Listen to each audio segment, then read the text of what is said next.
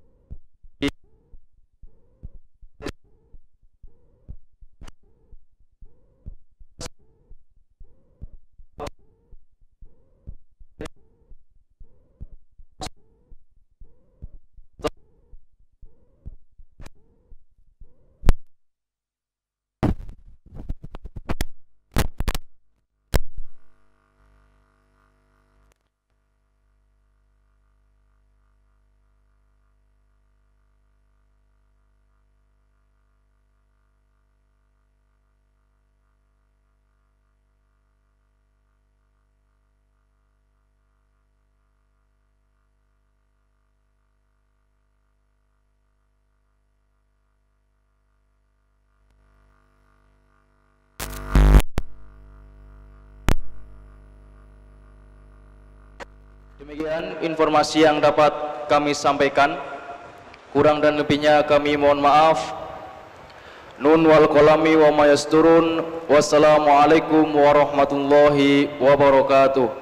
Kepada Bapak Profesor Dr. Haji Muhammad Amin Rais MA, dengan segala hormat kami persilahkan.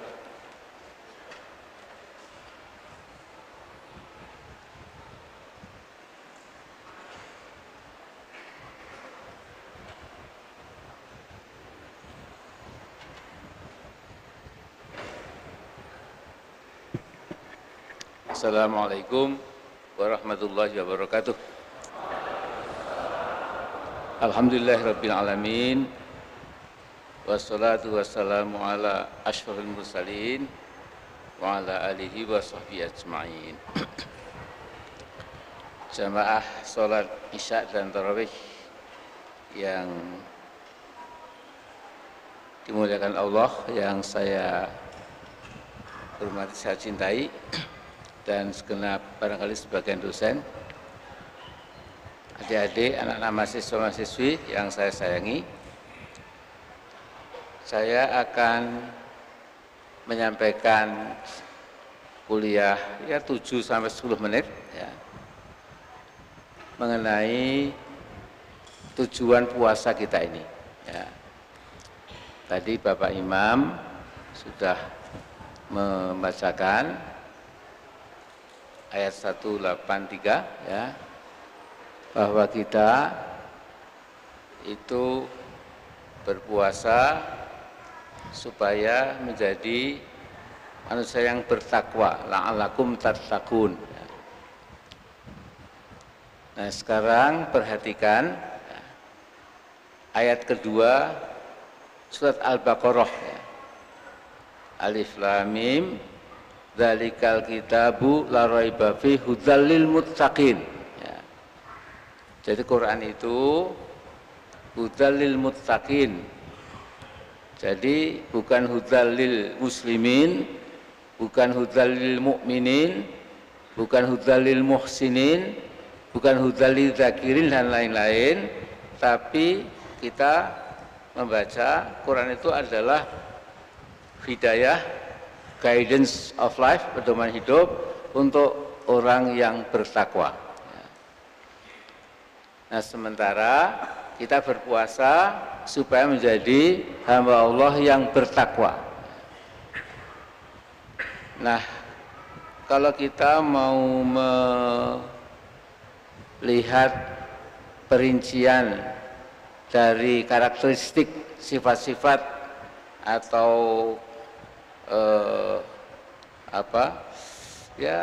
perwatakan ya, atau gambaran orang bertakwa itu ada di surat Al-Baqarah 177 ya. Jadi 5 ayat sebelum kutiba alaikumusiyam itu ya. Bunyinya a'udzubillahi minasyaitonirrajim lan tanalul birra hatta laisal birra an tuwalu wujuhakum qiblal masyriqi wal maghrib walakinnal birra man amana billahi wal yaumil akhir wal malaikati wal kitabi wan nabiyyin wa atal mala ala hubbihi dzawil qurba wal yatama wal masakin wa ibnas sabili wasailina wa fir riqab wa aqamas salata wa ataz zakata wal mufuna bi ahdihim idza ahadu was sabirina fil ba'sa'i wad dharra'i wa hinal ba's ulaika alladzina shadaqu wa ulaika humul muttaqun. Jadi ayat agak panjang ini 177 Al-Baqarah ini menggambarkan tipologi orang bertakwa, muttaqin ya. Sekali lagi kita berpuasa supaya kita ini menjadi orang yang muttaqin ya. Nah, bukan yang namanya kebajikan itu, kata Allah, kamu sekedar memalingkan wajahmu ketika sholat ke barat atau ke timur ya. Jadi kalau kita di Indonesia sholat kita mengarah ke barat. Kalau orang Inggris atau Eropa Barat ke timur ya. Kalau orang Rusia ke selatan ya. Nah, kalau orang Afrika Selatan itu ke utara ya. Itu adalah kiblat sholat kita. Kita palingkan wajah itu ya. Tapi sejatinya itu adalah bahwa orang yang termasuk albir ya, memegang kebajikan, mendapat kebajikan itu adalah orang yang percaya kepada Allah, pada hari akhir, pada para malaikat, kepada kitab dan kepada para nabi. Kemudian menegakkan sholat, membayar zakat, dan menyantuni ya segenap hamba Allah ya, fuqara, masakin, ibnas sabil dan sebagainya. Kemudian sholat, zakat, wal mufuna bi'ahdim idza ahadu, memenuhi janji ketika mereka berjanji, tidak pernah ingkar janji. Kemudian sabar dalam keadaan himpitan ya, himpitan keadaan, himpitan sosial, ekonomi, politik. Wadorro itu juga ya kegersangan hidup, kering kerontang karena mungkin satu bangsa, satu umat mengalami masa-masa malaise, masa-masa di mana segala kehidupan hidup, kebutuhan hidup itu sangat sulit, wal ba'sa, bahkan kadang-kadang perang, ya, menghadapi perang yang berat itu, tetapi mereka itu sangat sodaku, mereka sabar menghadapi semuanya itu, mereka lurus, sodaku, ya, lurus apa adanya, dan itulah orang-orang yang bertakwa, wa ulaika humul muttaqun. Nah, jadi jamaah yang dimuliakan Allah, yang saya cintai, saya hormati, jelas sekali tujuan puasa kita itu memang supaya kita menjadi orang bertakwa. Orang bertakwa itu salah satu ciri pokoknya adalah menyerahkan total kehidupannya itu hanya kepada Allah semata-mata, menjadi ibadullah, menjadi ibadur rahman, ya. Jadi kita menyembah Allah saja. Tapi sementara itu kata Al-Quran, ya, banyak orang itu yang juga menyembah setan. Misalnya dalam Yasin yang saudara banyak hafal, ayat 60, alam ahad ilaikum ya bani Adam alla ta'budus syaiton innahu lakum aduwwum mubin, ya. Jadi bukankah aku, kata Allah, telah membuat ahad, jadi transaksi, ya, janji, ya, jangan sampai kamu menyembah setan, ya, karena setan itu adalah aduwwum mubin, musuhmu yang sangat nyata. Di sana ada manusia menyembah setan, itu dalam surat As-Saba 41 dikatakan balkanu ya'budunal jinna aktsaruhum bihim yuqinun, ya. Jadi ada manusia menyembah jin, ya, dan mereka betul-betul dengan jin itu sangat yakin, percaya, ya. Nah, saudara sekalian, jadi kalau kemarin saya bicara ada Hizbullah dan Hizbus Syaiton yang lantas sedikit agak pro kontra, ya, sesungguhnya di dalam Al-Quran itu memang hanya ada dua pilihan, ya. Orang berjalan fisabilillah atau orang berjuang fisabilit tauhid, ya. Ada orang menjadi ibadullah atau ibadus syaiton, ibadul jin. Nah, sekarang karena ini nggak boleh lama, cuma kultum atau 10 menit saja, maka saya ingin menyampaikan di sini, ya, bahwa cara mengendalikan kita punya nafsu yang bermacam-macam itu, ya, memang cara yang cesplang itu hanya dengan puasa saja, ya.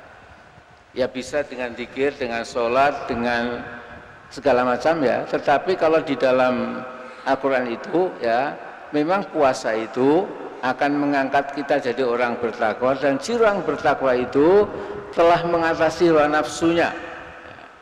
Mengapa hawa nafsu itu kalau bisa kita atasi, itu kita lulus jihad al-akbar, karena logikanya begini, ya.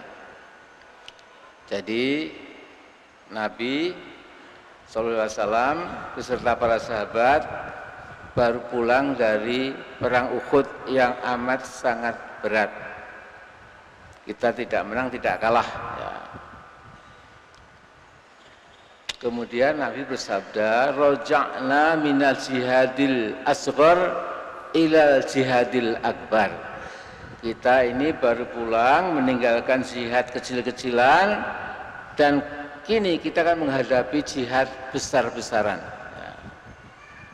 Kemudian salah satu sahabat pertama, wa ma jihadul akbar ya Rasulullah, jihad al-akbar, jihad besar itu, ya, itu apa wahai Rasulullah, ya. Maka Nabi menjawab, jihadun nafs, yaitu jihad melawan hawa nafsumu. Nah, saudara, hawa nafsu itu kan yang membuat kita jadi manusia yang baik atau manusia yang jahat. Ya. Jadi manusia yang penampilannya itu dan hakikatnya memang membela al-haq, ya, atau menjadi manusia yang penampilannya maupun hakikatnya itu membela yang batil. Ya. Nah, kemudian hawa nafsu itu, ya, itu kan banyak kategorinya itu, ya. Tapi di antara nafsu-nafsu itu yang paling gawat itu syahwat terhadap lawan jenis. Ya. Jadi zuyyina linnasi hubbus syahwati minan nisa wal banin wal qanatil muqantarati minadz zahabi wal fiddah wal khailil musawwamati wal an'ami wal harth dan seterusnya. Ya. Jadi dalam surat Ali Imran itu dikatakan Allah telah melekatkan, telah menempelkan, telah membuilt-in-kan, menyatu dengan manusia. Pertama-tama itu hubbus syahwat minan nisa. Jadi mengejar lawan jenis, ya, ini sesuatu yang dalam Al-Quran dinomorsatukan, ya. Dan baru bangga dengan anak pinak, keturunan, keluarga, ya. Dan baru menyukai kendaraan yang bagus, suka sawah, ladang dan lain-lain, itu belakangan, ya. Tapi hubbus syahwat ini adalah yang paling tinggi, ya. Accident atau kecelakaan hawa nafsu itu yang paling universal itu adalah kecelakaan itu, syahwat itu, ya. Jadi kalau kita periksa surat Yusuf itu, ya, dari awal sampai akhir mengenai Nabi Yusuf saja, di sana ada bagian-bagian bagaimana, ya, seorang nabi, ya, yang maksum, ya, ketika tergoda oleh istri gubernur atau raja itu, ya, maka kata Al-Quran walaqad hamma bihi wa hammat bihi wa hamma biha laula antra'ana burhana rabbih, ya. Sungguh Zulaikha itu sudah excited, ya, sudah driven, ya, sudah overcome, ya, dengan nafsunya itu. Sesungguhnya Nabi Yusuf juga laula an burhan rabbi, andai kata beliau tidak melihat burhan, kekuasaan sinar dari Tuhannya itu, ya, sehingga tentu bisa menghindar, ya. Nah, saudara-saudara, kemudian tentu ada syahwat kekuasaan, ya, syahwat harta benda, syahwat popularitas, syahwat segala macam itu, ya. Tapi saudara-saudaraku, jamaah yang saya cintai, kalau kita gandengan Al-Quran dengan pengendalian nafsu itu, ya, maka memang puasa itu adalah, saya yakin, cara, ya, yang paling bagus untuk mengendalikan diri kita itu, ya. Makanya Luqman Al-Hakim, ya, Luqman ini seorang budak pada zaman Nabi Daud. Luqman Al-Hakim ini sebaya dengan Nabi Daud, ya. Beliau Luqman ini bukan nabi, tapi namanya sampai jadi surat di Al-Quran karena wisdom of life-nya, karena kebijakan omongannya, fatwa-fatwa yang sangat bagus itu, ya. Bukan di Quran tapi dalam sebuah kitab. Luqman mengatakan, ya bunayya idza imtala'atil ma'idatu namatil fikrah wa kharasatil a'tu anil ibadah. Baik anakku, kalau perut besarmu itu penuh, ya, maka pikiranmu akan tidur, ya. Lagi pula anggota badanmu akan malas untuk ibadah, ya. Nah, jadi saudara, bangsa-bangsa yang perutnya selalu penuh, ya, karena kemakmuran, itu juga perbandingan dengan kehidupan moralnya itu terbalik. ya. Semakin gembrot, semakin obesitas, semakin nggak karuan yang dimakan, ya. Itu kemudian juga moralitas bangsa itu juga kemudian going down. Ya. Saudara, tingkat obesitas yang paling tinggi itu di Amerika Serikat. Kalau kita Indonesia makan omelet kan cuma 1 telur ayam itu ya dikasih apalah ya. Kalau di sana itu 5 egg omelet 5 telur ayam itu loh ya. Telur ayam Amerika itu 2 kali telur ayam Indonesia gede-gede ya. Masih ada segala macam ya. Makanya buatnya gendut-gendut ya. Jadi Anda mencari orang Amerika kurus itu saya kira sulit. Di kampus gendut, di airport gendut, di pasar di mana-mana gendut ya. Kecuali dari bintang film barangkali ya, itu dirawat ya. Nah, saudara sekalian, tapi kembali ke puasa itu saudara, kalau kita makan ya secukupnya ya, tidak berlebihan ya, apalagi sering berpuasa Senin Kemis misalnya ya, itu yakin seperti kata Luqman Al-Hakim tadi, pikiran kita jadi jernih ya. Tetapi kalau makan diunggulkan ya kesenangan makan itu dibiarkan dimanjakan, maka itu akibatnya juga akan cukup buruk. Nah terakhir saudara-saudara, apa bedanya ya orang yang dhaif, orang yang nggak punya kekuasaan ya, sama-sama digoda hawa nafsu ya, dengan orang yang punya kekuasaan ya.